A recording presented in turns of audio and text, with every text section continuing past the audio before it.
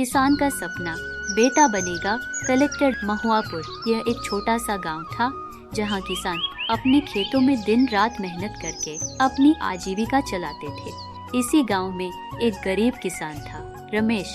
रमेश का घर मिट्टी और लकड़ी से बना था और खेत की थोड़ी सी जमीन ही उसकी सबसे बड़ी संपत्ति थी। उसकी जिंदगी का सबसे बड़ा सपना था कि उसका इकलौता बेटा राघव पढ़ लिख कर बड़ा आदमी बने ताकि परिवार की गरीबी दूर हो सके और गांव का नाम रोशन हो। रमेश की पत्नी सुशीला एक साधारण गृहिणी थी जो घर और खेत दोनों में रमेश का साथ देती थी। दोनों ने कभी ज्यादा नहीं मांगा, लेकिन जब से राघव पैदा हुआ था उनके दिलों में एक नई आस जागी थी। राघव उनके सपनों का केंद्र बन गया था और उसकी पढ़ाई के लिए उन्होंने जो भी हो सकता था वह किया। रमेश रोज सुबह तड़के उठता और खेत में काम पर लग जाता। उसकी मेहनत और ईमानदारी पूरे गांव में मशहूर थी। लोग उसे इज्जत से देखते थे, लेकिन कोई नहीं जानता था कि उसके दिल में एक बड़ा सपना पल रहा है, उसका बेटा राघव कलेक्टर बने। यह सपना रमेश ने राघव से कभी साझा नहीं किया, लेकिन उसकी हर कोशिश, उसकी हर मेहनत राघव को ऊंचाई पर ले जाने के लिए थी। राघव की उम्र अब 10 साल की हो चुकी थी। वह तेज तर्रार और बुद्धिमान था, लेकिन गांव का स्कूल सुविधाओं में काफी पीछे था। पढ़ाई में आगे बढ़ने के लिए रमेश ने ठान लिया कि वह राघव को शहर के सरकारी स्कूल में दाखिला दिलाएगा। रमेश के लिए राघव को शहर भेजना आसान नहीं था। उसे अपनी फसल बेचनी पड़ी, घर की कुछ चीजें भी गिरवी रखनी पड़ी, लेकिन उसने हार नहीं मानी। उसके दिल में एक ही बात थी, राघव पढ़ेगा और एक दिन हमारे नाम को रोशन करेगा। शहर के स्कूल में दाखिला मिलने के बाद राघव का सफर शुरू हुआ। वह रोज सुबह जल्दी उठकर पैदल स्कूल जाता और फिर शाम तक लौटता। रास्ते में कई बार वह थक जाता, लेकिन उसके मन में अपने पिता का सपना था जो उसे हमेशा आगे बढ़ने की ताकत देता। एक दिन जब राघव स्कूल से लौट रहा था तो रास्ते में कुछ बच्चों ने उसका मजाक उड़ाया और कहा, अरे ये देखो, यह गांव का लड़का है जो शहर में पढ़ने आया है, इसे तो सही से बात करना भी नहीं आता। यह सुनकर राघव के मन में दुख हुआ, लेकिन उसने सब कुछ सहन कर लिया। उसने मन में ठान लिया कि एक दिन वह इतना पढ़ेगा कि ये सभी लोग उसकी इज्जत करेंगे। राघव ने स्कूल में अपनी पढ़ाई पर ध्यान देना शुरू कर दिया।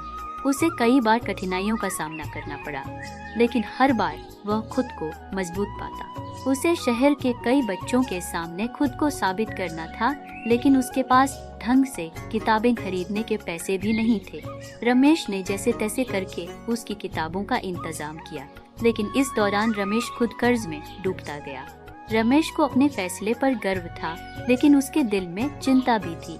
हर बार जब राघव किताबें मांगता तो वह अपने खर्च में कटौती करता, लेकिन उसने राघव से शिकायत नहीं की। अगर आपको हमारी कहानी पसंद आती है तो हमारे चैनल को सब्सक्राइब करें और वीडियो को लाइक करें। राघव के कलेक्टर बनने का सपना अब गाँव में चर्चा का विषय बन गया था।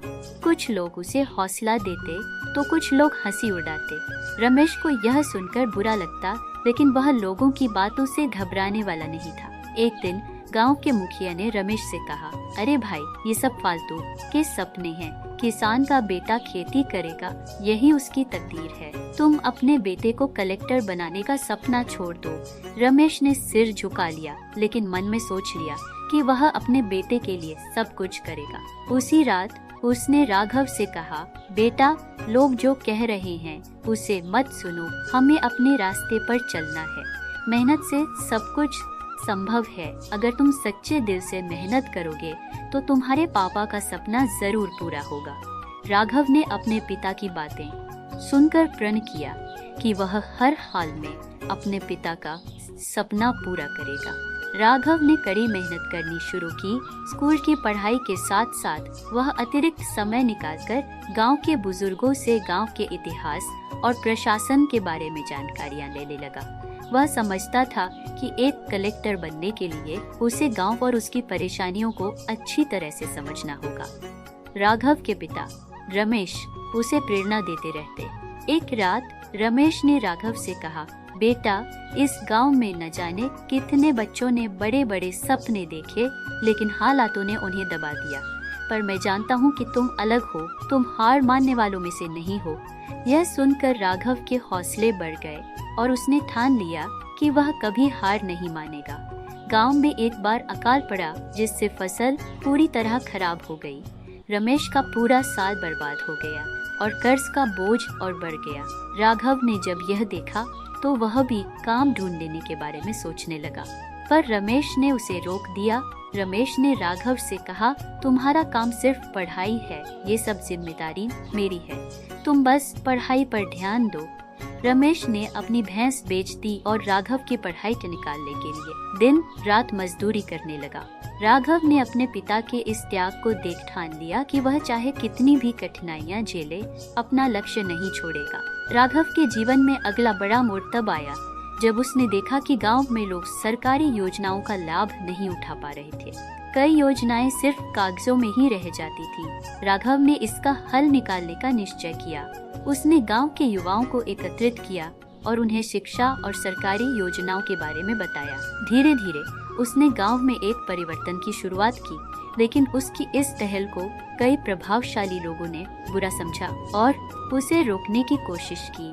राघव ने हिम्मत नहीं हारी और गांव के लोगों को जागरूक करता रहा। कुछ वर्षों बाद राघव की 12वीं कक्षा पूरी हुई। उसने शानदार अंक हासिल किए, जिससे गांव के लोग भी प्रभावित हुए। अब सिविल सेवा की तैयारी का वक्त था। राघव ने पास के शहर में जाने का निर्णय लिया, जहां उसे एक कोचिंग संस्थान के बारे में पता चला।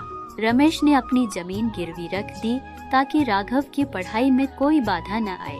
राघव ने कोचिंग में दाखिला लिया और अपनी तैयारी को और गंभीरता से लिया। राघव ने अपने आप से वादा किया कि वह मेहनत और संघर्ष से अपने पिता के सपनों को साकार करेगा। राघव ने शहर में रहकर कोचिंग शुरू की, लेकिन उसके पास साधन सीमित थे। अपने खर्चों को कम करने के लिए वह खाने में कटौती करता और छोटे से किराए के कमरे में रात दिन पढ़ाई में लगा रहता। हर सुबह उसकी आंखों के सामने उसके पिता का थका हुआ चेहरा और उनकी मेहनत दिखाई देती थी, जिसने उसे कभी हार मानने नहीं दी। एक दिन कोचिंग में एक शिक्षक ने उसे देखकर कहा, राघव, मेहनत करना जरूरी है, लेकिन सही दिशा में। उस शिक्षक ने पढ़ाई की रणनीति और स्मार्ट तरीकों से तैयारी करना सिखाया। राघव ने अपने सारे डर और संकोच को छोड़कर पूरे जोश के साथ तैयारी शुरू की। जैसे जैसे परीक्षा की तारीख नजदीक आ रही थी, रमेश की तबीयत बिगड़ने लगी। राघव की मां ने उसे खबर दी कि रमेश को अस्पताल में भर्ती करवाना पड़ा है। राघव के लिए यह एक बड़ा झटका था। वह अपने पिता के पास वापस जाने की सोच रहा था, लेकिन रमेश ने उससे कहा, तुम्हारा सपना ही मेरी जिंदगी है, तुम यहाँ रहो और अपना ध्यान सिर्फ पढ़ाई पर रखो। राघव की हिम्मत जवाब दे रही थी, पर उसने अपने पिता की बात मान ली। परीक्षा का दिन आ गया। राघव ने पूरी तैयारी के साथ परीक्षा दी। उसका हर जवाब उसे उसके पिता की मेहनत और त्याग की याद दिला रहा था। परीक्षा के बाद उसे इंतजार करना था परिणाम का, जो उसकी जिंदगी का सबसे बड़ा फैसला था। राघव का दिल तेजी से धड़क रहा था जब उसने रिजल्ट चेक किया। परिणामों की सूची में उसका नाम था। उसने परीक्षा पास कर ली थी। पूरे गांव में खुशी की लहर दौड़ गई। रमेश ने राघव को गले लगा लिया और उनकी आंखों से आंसू निकल पड़े। यह आंसू संघर्ष और मेहनत की जीत का था। राघव का प्रशिक्षण पूरा हुआ और उसे कलेक्टर के पद पर नियुक्त किया गया। पहले दिन जब उसने अपने ऑफिस की कुर्सी पर बैठकर गांव वालों के विकास और उनकी समस्याओं पर ध्यान देना शुरू किया, तो उसका दिल गर्व और संतोष से भर गया। उसने अपने पिता के सपने को साकार कर दिया था। सीख: इस कहानी से हमें यह सीखने को मिलता है कि सच्चे प्रयास, मेहनत और त्याग से कोई भी सपना पूरा किया जा सकता है।